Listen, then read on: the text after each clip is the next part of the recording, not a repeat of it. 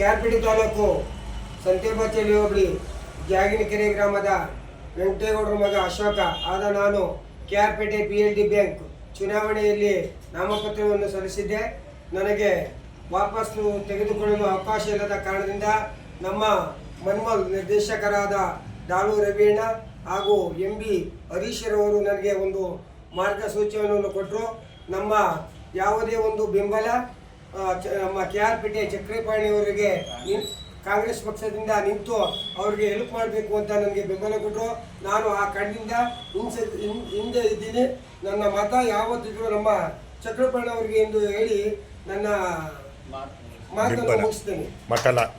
PLD bank general ಕ್ಷೇತ್ರದಿಂದ ಚಕ್ರಪಾಣಿಯಾದ ನಾನು ಸ್ಪರ್ಧೆ ಮಾಡಿದ್ದೀನಿ.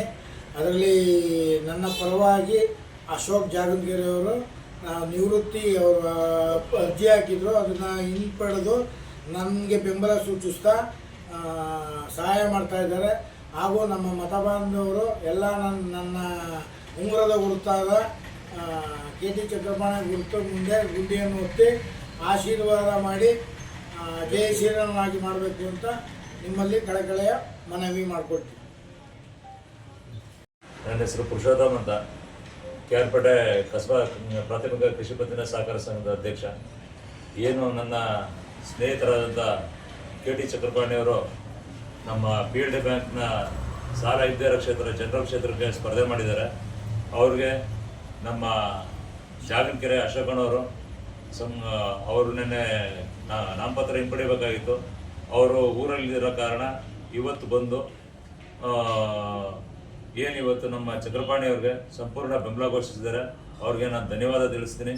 ಹಾಗೆ ತಾಲೂಕಿನ ಎಲ್ಲ ನಮ್ಮ ಏನು ಜನರಲ್ ಕ್ಷೇತ್ರದ ಮತದಾರರಿದ್ದಾರೆ ಅವರೆಲ್ಲರಿಗೂ ಕೈ ಮುಗಿ ಪ್ರಾರ್ಥನೆ ಮಾಡ್ಕೋತೀನಿ.